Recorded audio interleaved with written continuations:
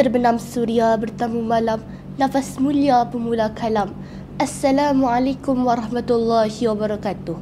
Nama diberi Nurul Aimi Zafirah binti Muhammad Kamil, merupakan pelajar tingkatan 1 Sekolah Menengah Kebangsaan Alang Iskandar dengan kod sekolah AEA 3040 sebagai identiti rasmi. Andai patah sayap Raja Wali, bertongkat jua saya kemari, bukan untuk leka dengan duniawi, namun untuk sama-sama mendalami kehidupan agung sahabat Nabi. Pada kesempatan ini, izinkan saya membicarakan sebuah karya hebat hasil tulisan novelis tersohor tanah air, iaitu tak lain tak bukan Abdul Latif Talib. Beliau sememangnya terkenal dalam kalangan peminat sejarah Islam, dan hasil penulisan beliau sering menyentuh hati para pembaca. Antara karya lain beliau termasuklah Khalid Al-Walid, Zinnirah dan Ikramah. Namun, buku pilihan hati saya kali ini ialah Bilal bin Rabah, sebuah kisah yang sangat menginspirasi, mengangkat watak seorang hamba menjadi insan mulia dan pejuang hebat dalam Islam. Buku ini setebal 249 muka surat dibahagikan kepada 27 bab. Setiap bab membawa kita menelusuri perjalanan hidup seorang insan luar biasa. Bermula dari zaman penghambaan, keislaman, hinggalah zaman beliau menjadi muazzin pertama dalam sejarah Islam. Kata orang, tak kenal maka tak cinta. Oleh itu, ayo sama-sama kita mendalami latar belakang watak utama buku pilihan saya. Bilal bin Rabah, beliau bukan sekadar seorang muazzin, malah simbol kekuatan, keimanan dan keteguhan hati. Beliau lahir dalam kalangan hamba, berkulit gelap dan sentiasa dihina hanya kerana statusnya. Namun, dengan izin Allah Subhanahu Wa Taala, Bilal menjadi antara orang terawal menerima hidayah Islam. Bilal memeluk Islam dengan sepenuh hatinya. Tapi ujian tidak berhenti di situ. Bilal dimiliki oleh Umayyah bin Khalaf, seorang pembesar Quraisy yang sangat membenci dan menentang Islam sekeras-kerasnya. Apabila beliau mengetahui tentang keislaman Bilal, maka bermulalah penyiksaan demi penyiksaan. Bilal dipukul, diheret di padang pasir yang membakar dan ditindih batu besar di dadanya. Semua dengan satu tujuan, iaitu untuk memaksa beliau kembali menyembah berhala.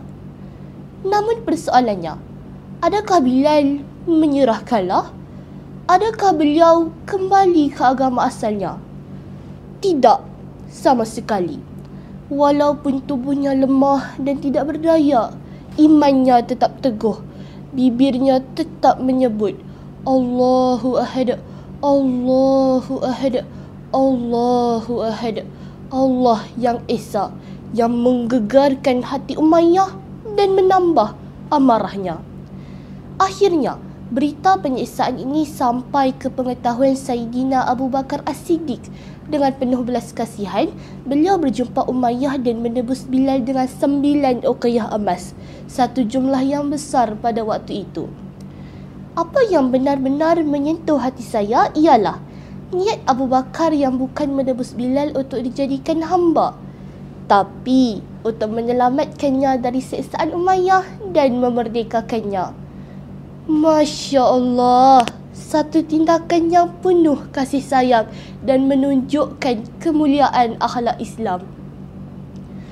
Setelah dimerdekakan, Rasulullah SAW melantik Bilal sebagai muazzin rasmi di Madinah.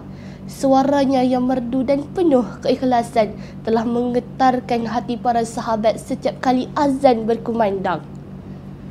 Daripada seorang hamba yang dipandang hina, Bilal diangkat menjadi seorang yang disanjung dan dijanjikan syurga oleh Allah Subhanahu Wa Taala. Terdapat pelbagai pengajaran yang tersirat di buku ini. Antaranya ialah kita haruslah bertabah dalam menempuh ujian hidup. Jangan gentar menghadapi cabaran, kerana pertolongan Allah itu pasti datang bagi mereka yang bersabar dan teguh hati. Saya amat menyukai gaya penulisan Abdul Latif Talib yang menggunakan bahasa yang mudah, tapi memberikan kesan mendalam. Setiap bab terasa hidup, seolah-olah saya menyaksikan sendiri perjuangan Bilal bin Rabah. Akhir kata, saya menyeru kepada semua untuk mula membaca kisah para pejuang Islam kerana mereka bukan sekadar tokoh sejarah tapi teladan sepanjang zaman. Sebagai penutup bicara, terimalah serangkap pantun. Cantik jahitan disulam sejinjang, disarung sunti tampak menyeri. Andai ada umur yang panjang, boleh berjumpa di lain hari. Sekian, wabillahi taufiq wal hidayah. Wassalamualaikum warahmatullahi wabarakatuh. Terima kasih.